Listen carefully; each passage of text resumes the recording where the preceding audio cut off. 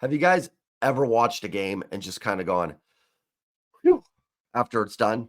Because that was pretty much my reaction to this Mariners game today as the Mariners defeat the Washington Nationals 9-5. What is up? What is going on, everybody? Welcome back and welcome into the Seattle Mariners post-game recap. The Mariners do salvage the final game of this series in DC, beating the Nationals 9-5. They improved to 28-26 on the season. They will remain in first place. Texas is beating Minnesota. So worst case scenario, the Mariners will maintain a 3-game lead heading into their next homestand. A nice win for the Mariners overall. Before I get started, do me a favor. Smash, hit, whatever you need to do to that like button. You guys can see some of the video results. It really does help. So thank you to everybody that does that. Even if you don't always agree or something, you like me, you want to support the channel, it helps out tremendously. And if you're new here, if you're just lurking, hit that subscribe button. I've now passed 3,400 subscribers. I cannot thank you all enough for all of the support. I'll be back later tonight with Mariner Sir, and then I'm going to be on Raise the Trident today with Jake. I'm not sure the timing on that when he's posting the video, but that's going to be later this afternoon. And then as soon as that is up, I will link it in the community tab for you guys to go check out. Also, don't be afraid to use the promo code. The SeatGeek promo code is still there. If you're heading to T-Mobile Park this week to catch a couple big Mariner series against the Astros and Angels, download the SeatGeek app or go to their website. Use promo code JSTRIANT. It's going to save you $20 off your next purchase. Doesn't just have to be Mariners. Maybe you're a Nationals fan watching this. Use it for them. Concerts, events, anything that's on SeatGeek, go and use that promo code. Save yourself $20. Great win today for the Mariners. Some games are just like, hey, it's the cherry on top type wins. Other games are just the team's rolling, and they just find that W, that big come from behind win. And other wins are just kind of like, listen, I know this wasn't a pretty series, but you just needed to get it done. And they did. The bats come alive today against Patrick Corbin, and actually the Nationals bullpen probably more than anything. A little back and forth. Mariners bullpen does struggle in this one. Certainly not a perfect win. We're going to talk about some of it.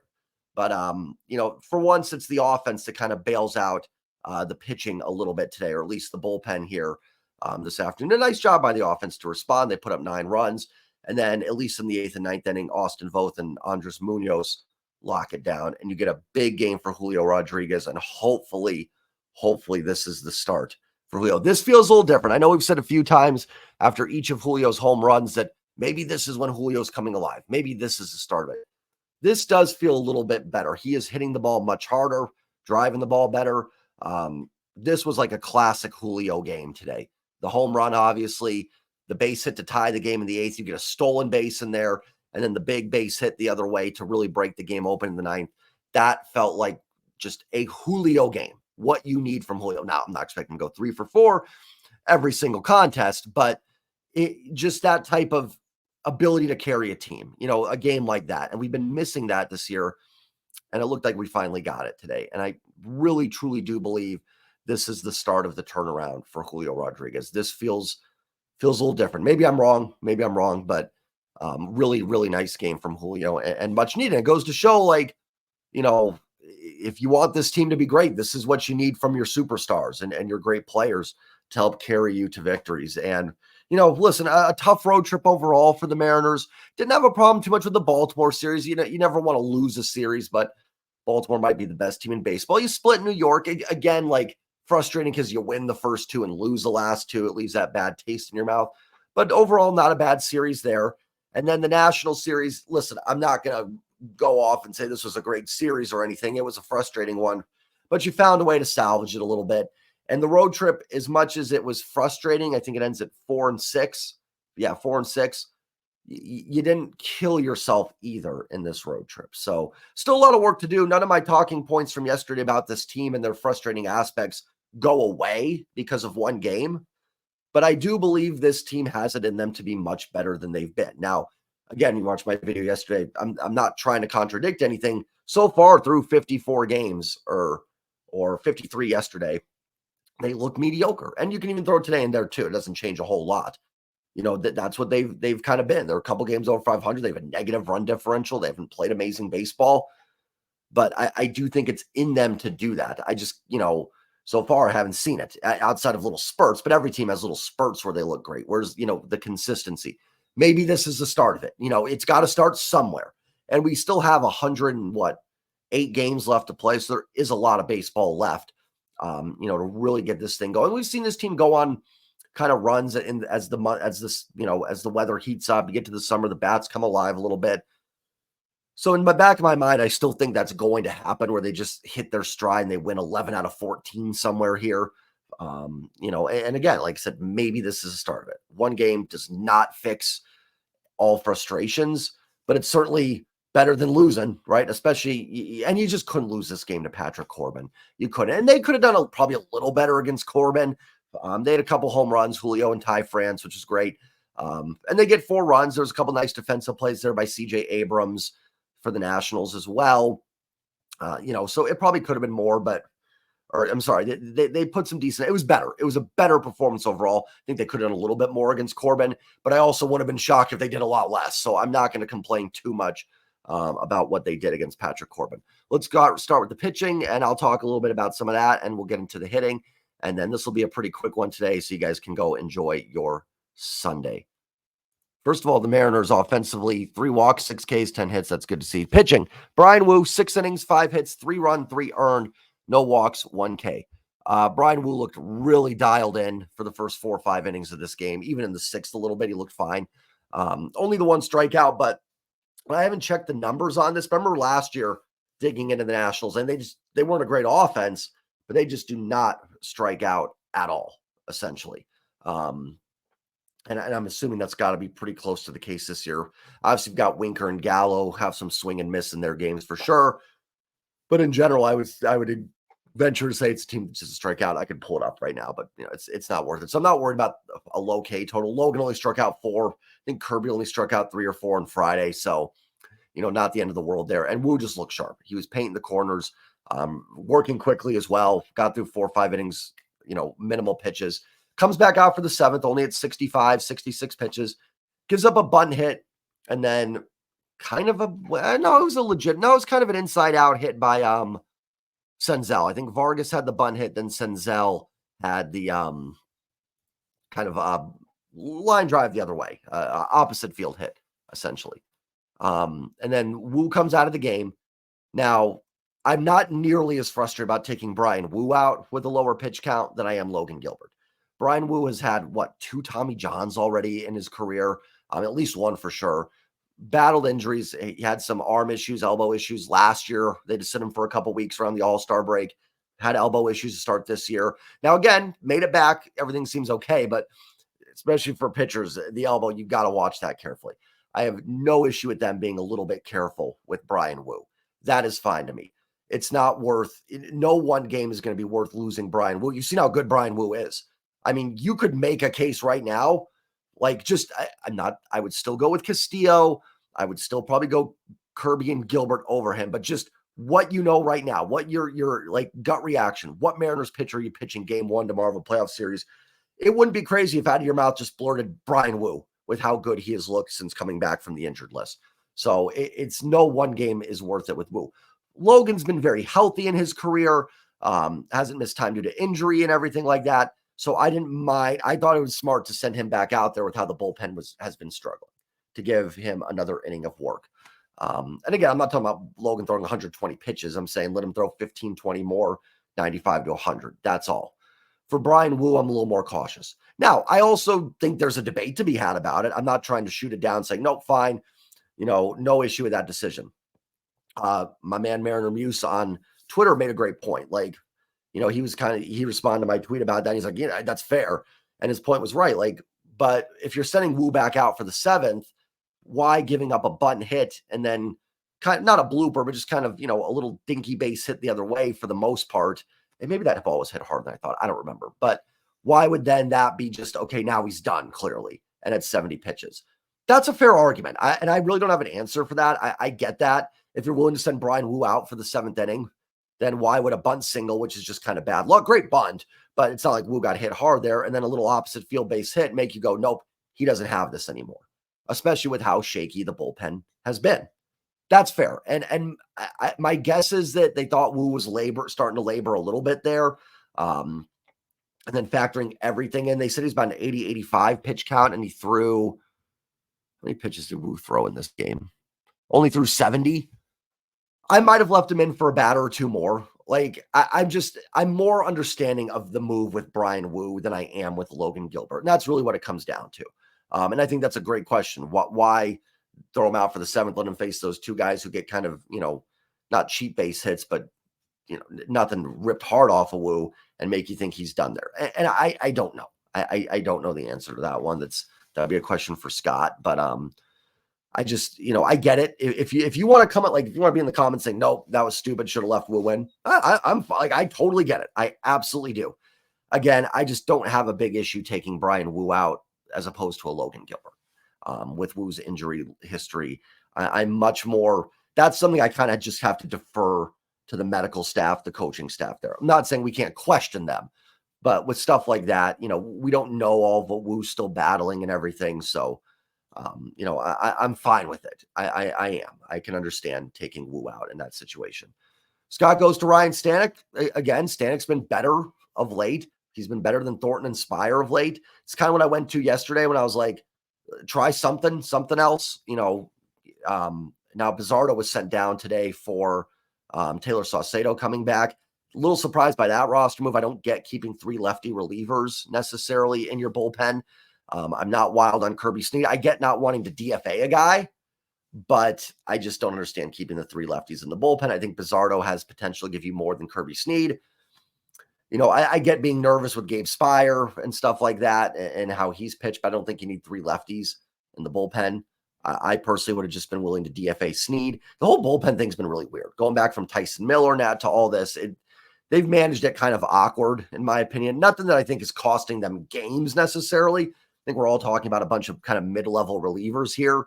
And I'm not going to lose sleep over them optioning Bizzardo and keeping Kirby Snead. I just think Bizzardo might give you a little bit more. But anyways, Scott goes to Ryan Stanek there, which fine, right? Like, if you're going to take Wu out, let's take away the Wu debate for this. Now we're just talking about going to the bullpen. And Stanek comes in, he ends up striking out Gallo, really good pitch, splitter looked great. Kyber Ruiz, who, my gosh, I never want to see that guy ever again. He has like the worst savant page in baseball and just absolutely destroyed the Mariners in this series. He sends a little, half check swing into center field.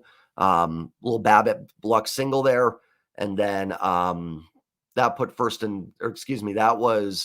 that loaded up the bases with 1 out because it was first and second. Jesse Winker hit what I swore was a grand slam off the bat, but it was caught at the wall by Haniger. And then CJ Abrams comes up and hits the foul pole for a 3-run home run, making it 5-4. So what do you do in these situations? You could leave Wu in. That's definitely an option. If that's your take, I totally get it. I'm just, like I said, I'm more understanding with Wu's injury history being very, very cautious there, 100%. So that's an option. Right now, your right-handed arms in the bullpen just aren't getting those high leverage outs. I don't even think Stanek was like that terrible today. Again, the strikeout to Gallo was great, and he struck out, who hit after Abrams? Rosario, but just in between gave up the deep fly ball to Winker and the home run to Abrams. It's just one of those things where you just don't have guys getting the outs down there right now. Now, Austin Voth comes in, pitches a shutout at the 8th inning. It looks really good. I guarantee you're going to see more Austin Voth in high leverage spots. I think you're 100% going to see it. You could have gone to Taylor Saucedo to face CJ Abrams, I believe, because, Stanek had faced 3 batters. So he had to face Winker, but you could have gone to Saucedo there. That might have been an option. I'm going to throw one out there that's you trade for somebody. But here's the thing with the trades right now and why I think it's hard for the Mariners to pull it off. They got Bauman. Teams know the Mariners need a reliever right now. And you might say, well, the A's, I know I sat there and go, you call the A's and get Austin Adams tomorrow. And I still think you could. I don't know. Adams might be hurt. I'm not sure what's going on there, but teams also know the Mariners need a reliever. So if the Mariners are calling, Billy Beane, David Frost in Oakland right now and going, hey, we want Lucas Erceg at your bullpen. Okay, fine. We know you're desperate. We can hold on to him for a while. And I'm not great with trade scenarios and stuff, but we want Emerson Hancock. We want, Luzardo Montez. I don't know. I'm just trying to make a point here. Don't think of the names as much. Just I'm talking about big pieces. Well, no, we don't think that's worth it. We'll do this, and this. Nah, we're going to hold out. We know you're desperate for a reliever, and we think you'll come back. That stuff does happen. So the fact that Jerry and Justin went out and got Bauman shows they are looking at relievers. I'm sure they're on the phones, but it takes two to tango. And I know Ty and Colby have talked about it a lot on Locked On. The Mariners may have to pay $1.50 to get $1 back, unfortunately, right now for relievers. But you don't want to do is teams might be asking $3 for $1 right now, and you don't want to do that either. Like, I want this team to win. I want them to win a division. I want them to win a pennant. I'm also not requiring a mid-level arm for one of the, for Cole Young and Luzardo Montez. You know what I mean? Like, I'm sorry. I'm not pulling the trigger on that. I'm not saying that's what teams are offering, but I think you guys get the point I'm trying to make here.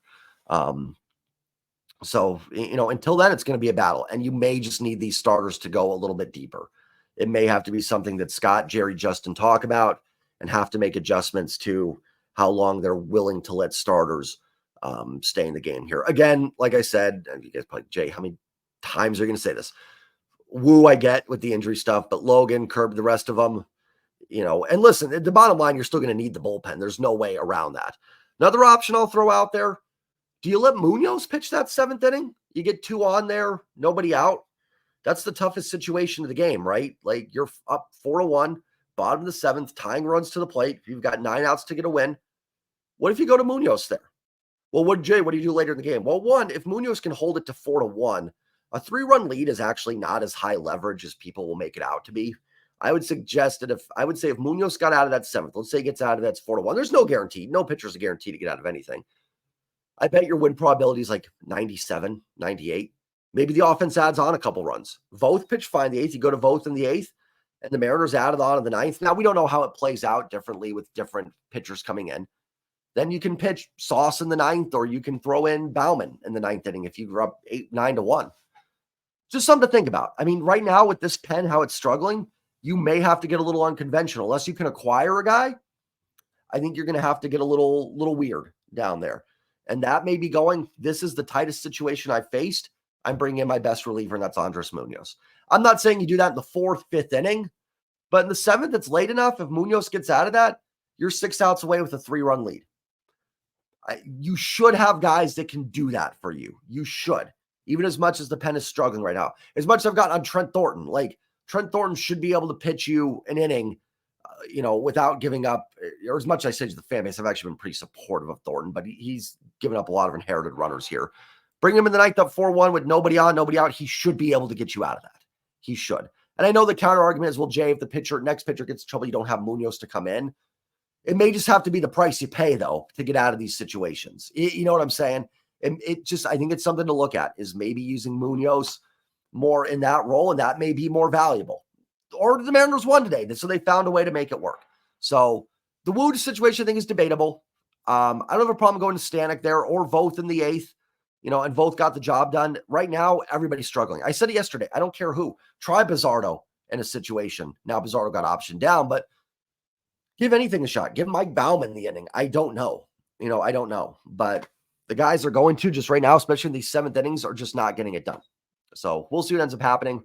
I don't think, again, I will reiterate, I don't think Stanek sucks. I don't think Thornton sucks. Spire's been pretty rough the last few outings. But overall, I don't think he sucks. But you're just really lacking that fireman reliever role that Matt Brash had. And then the added bonus of having Gregory Santos back there. You're just really missing that dynamic in this bullpen, especially for a team that is so reliant on the starting pitching and, winning these type of close games. You're really missing those guys back there. And I know I say in every video, but we're seeing it in every game. If the Mariners won 10-0, I wouldn't have talked about the bullpen, but they blew a 4-run lead in the 7th inning, and they won, but we still have to talk about the situation. Nice inning by Austin Voth. Strikes out 2, quick 1-2-3 inning. Like I said a couple minutes ago, we will definitely be seeing more high leverage Austin Voth for sure the rest of the way. As you should. He got the job done. He came in versus 3-4-5 in the Nationals order. I know that's not the equivalent of the Yankees 3-4-5 or anything, or Baltimore's 3-4-5, but it's the heart of the order, and he set him down really easily and looked good. Yeah, let Austin Voth have some high leverage spots, right? Try it. If it doesn't work, then you're right back to where you were. But right now, I think you got to give anybody that's down there a chance to do it. And Voth had a nice inning. Munoz shuts it down the 9th, did give up a base hit to Ruiz, but Munoz looked rock solid, 14 pitches, 12 strikes, should still be good to go tomorrow easily, especially because he hadn't pitched since Tuesday. Now you might say, well, Jay, so obviously you don't like bringing Munoz into a 4-run lead. At that point, I'm fine with it. He was warming up in the bullpen at 6-5. He was warming up in the 8th inning. So he's throwing enough warm-up pitches. Listen, you got to get this W. Don't mess around. Just bring in Munoz. He hadn't pitched since Tuesday. No problem with him pitching the 9th. I may have brought him in earlier. Maybe that's a little dicey, but I have no problem with him pitching in that spot at that point with him warming up in a 4 lead. My gosh, just get the win, get it locked up, and let's have a happy plane ride home. So let's talk about the offense. A nice day for the offense. Do I think they were amazing against Patrick Corbin? No, 6 innings, 4 hits, 4 run, 3 earned, 2 walks, 4 Ks against Corbin is not exactly blasting him, a guy that's probably the worst starting pitcher in baseball. I mean, he's literally in the Nationals rotation because they have no other option. They're paying him so much money that they can't pay him to go away. He's not tradable. Maybe if you were, I actually think I floated it with the Mariners a couple times last year. I forgot who we were looking at. Was it Soto? You know, was that? Yeah, Soto was still in the Nats to start last year, right? He got traded to the Pod. No, that was 2 years ago. Who are we talking about looking at from the Nats? I was like, you know, maybe you could take Patrick Corbin's contract on and then trade Marco for, you know, there was those type of rumors, something like that. And Corbin's like your 9th starter or something like that. You know, you might be able to work out a trade. Anyways, Patrick Corbin stinks. Why am I going over all this? He's terrible. Did the Mariners blast him? No, but they did get some runs off him. They hit some balls hard. Better than they've done, right? Better than they've done in the past. So I can't sit here and go, they've got to get something done. They get some done and go, well, that's not good enough. It was good enough today. So let's go through up and down. And they get, you know what? They get 2 runs off Florio, who came in today with an ERA under 1. And Weems, whose ERA is high, but he gave the Mariners fits last year. So nice job actually adding on against, especially Florio against a tough reliever for the Nationals. JP Crawford, 1 for 4 with the walk, a double to walk. Good to see. Extra base hit plus a walk. Dylan Moore had a base hit and was hit by a pitch for an RBI. Dylan Moore on base twice. Julio, 3 for 5, 4 RBIs, 2 runs scored on a stolen base, 2 singles and a home run for Julio. Please let this be the start for Julio really coming around. Mitch Garver was over 3. Tough day. Did walk twice. I mean, yeah, better than nothing. Good to see him on base a couple times. Ty France, Mr. Ty France, 2 for 5, runs scored, 3 RBIs. Not only does Ty hit a 2-run bomb, he also has an absolutely clutch 2022 style Ty France single going the other way. Ended up being the winning run in the 8th inning that gave the Mariners the lead, and it would have been enough. Now I'm glad they added on in the 9th, but it was the winning run. Ty France with a really sneaky good road trip here. And I've talked about Ty has been really bizarre this year. In April, I was saying be patient. Look at the Savant page. It's all red. The underlying numbers look really good for Ty France. Well, then he wasn't getting going, and the Savant page was starting to go blue. And it's so weird. It was like the results were matching the analytics, or excuse me, the analytics starting matching the results as opposed to the other way around. Now, again, Savant isn't perfect or anything like that, but it was just bizarre. And then what happens? Well, the Savant page numbers start dropping off. Now Ty France is red hot. So I don't know what to make of it, but it's a good thing to see. It is so good to see Ty France driving the ball. This is probably the most like 2022 I've seen Ty France look since like 2022. He had some moments last year, but he's on a nice little streak. And my gosh, if you can get Ty France going, how good that is going to be for this lineup. I talked about it yesterday. I know a lot of you had said need to make trades, and I agree with you guys. This team has got to go out and get somebody. The current lineup probably not going to be able to get it done, but you've got to get some of these guys going too. You're not going to get 5 more hitters. You're just not. You're going to have to rely on some of these guys. And if Ty France is one of those guys that can get going, that would be so big. It would just save you from having to make a move, right? There are some first basemen out there you could look at, but if you can get Ty France, you know, OPSing 760, it may save you from making the move. You can go out and improve other places in other areas. So really, really good to see. Listen, that pitch from Corbin that Ty hit out was terrible, but that's what you're supposed to do. That's what good hitters do to bad pitches. You punish them, and Ty France hit that 500 feet. So I don't take it away from him that was, you know, a bad pitch or anything like that because he demolished it. So good to see. Ty France had a really nice road trip. Dylan Moore and Ty France both did. Let's see what else we got here. Polanco 1 for 2 with the RBI. His hit was not on the RBI single. That was a ground. It was a great play by CJ Abrams. Left the game with a hamstring injury again. I think you just got to put Polanco on the injured list. You can't do this again. You can't play a man short, especially with Houston coming into town. Dylan Moore has played well enough. He can play at second base. Bring up Ryan Bliss. Let him kind of rove around, maybe platoon with Rojas a little bit. and go from there. But unless you know for sure Polanco's fine, he's back tomorrow, can't keep doing this. You can't waste a roster spot in a series against the Houston Astros. You just can't do it. Got to IL him. Would love to see Polanco healthy. They need it. But right now, can't rely on it. Let him get healthy. Give him a couple weeks and maybe get him back, and hopefully that'll get him going. Clase was 0 for 2. I didn't talk about that because, again, I didn't have the video up. The Mariners optioned Luis Urias on Friday and called up Jonathan Clase. I don't have a huge problem with that move. I do wish they would have allowed Urias to settle back into the platoon role a little bit before optioning him. I think one of the reasons for his numbers drop off was because of having to face so many right-handed hitters with Polanco being out. So I wish they would have let him kind of maybe have 3 or 4 more starts against a lefty, then see how it goes, then make that decision. I don't really get bringing Clase up, and he just doesn't look great. He looks fine in the outfield. I think he's a decent defender. Patrick Corbin made him look really bad on a couple swings, which is not a great sign. No player should be judged by one at bat, but we don't have much to go on for Clase. If you want to bring up the extra outfielder, fine. I just think Cade Marlowe would offer you a little bit more right now and be a better fit for that role than Clase, to be perfectly honest. So I actually wouldn't be shocked if that happens tomorrow, if they do option Clase and bring up Marlowe. We'll see what happens with Polanco. Excuse me, could see Urias back. I'd probably, if your goal is to send Urias down to give him consistent at-bats, then I would bring up Ryan Bliss and let Urias have those consistent at-bats. Clase gets a nice little boost from a Mariners fan. The kid in the outfield makes the catch in that 6th inning. The ump said it was interference. So maybe the Mariners have found their Henry Roland Gardner and can get that kid. Bring me that arm. We'll see what happens. Semis of all 0 for 3. Cal pinched hit 0 for 1, struck out. Rough series for the big dumper. Mariners get a nice W. They needed it. Can't lose to Patrick Corbin. You just can't. I rarely say that. About a player because these are all professionals. Couldn't allow it to happen. The Mariners didn't. They get a win. Big homestand coming up here. Houston coming into town. You're in first place. Let's see if we can get this thing going a little bit. Get back a few games over 500. You got Bryce Miller going. If you got Castillo going, you have Kirby going in the series. You got to feel pretty good. I think Framber Valdez goes tomorrow for the Astros. I'm not sure who pitches the other 2 games. Me and Mariner Sir will talk about it tonight. We may break down that series a little bit and preview it. But nice win. Nice win for the Mariners. Had to have it. Feels good. Good to see the offense coming alive. Please be the turnaround for Julio. Have a great night, everybody. Remember to like, comment, subscribe, and I will see you guys all next time. Go Mariners. Peace.